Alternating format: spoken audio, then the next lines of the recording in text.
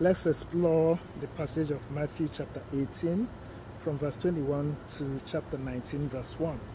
It is the encounter between Peter and Jesus, where Peter is asking Jesus about forgiveness. How many times will one forgive and how many times will it be enough? But then I want to present this where this servant that is forgiven is unable to forgive. It says, at that time the servant fell down, did him homage, and said, "Be patient with me, and I will pay you back in full." Moved with compassion, the master of that servant let him go and forgave him the loan. When that servant had left, he found one of his fellow servants who owed him a much smaller amount. He seized him and started to choke him, demanding, "Pay back what you owe." Falling to his knees, his fellow servant begged him, "Be patient with me, and I will pay you back." But he refused. Instead, he had the fellow servant put in prison until he paid back the debt. What is happening here? This servant has been forgiven his debt, but in his mind he still owed debt. This servant has been freed externally, but his internal is still caged and imprisoned. This servant's situation has changed, but his mindset has not changed. That is what is happening here.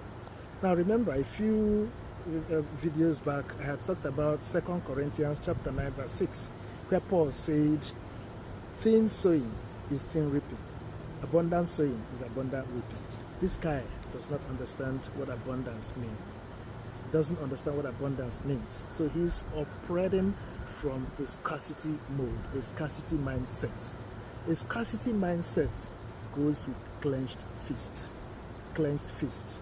A scarcity mindset does not understand what giving, what generosity, what opening the hands would imply, because he is afraid of the consequence. So this man is holding this other guy on the throat because he is living in scarcity, even though he has received much. This is what happens to us. Most of us operate in this scarcity mindset. That is why when we talk about forgiveness, forgiveness for us is a place of weakness. Forgiveness for us becomes a place of woundedness, making ourselves vulnerable the more. This man thinks if he forgives, then he's losing something. Resentment can be that clenched fist. Lack of generosity can be that clenched fist. Harsh judgment can be that clenched fist, because it forgets that grace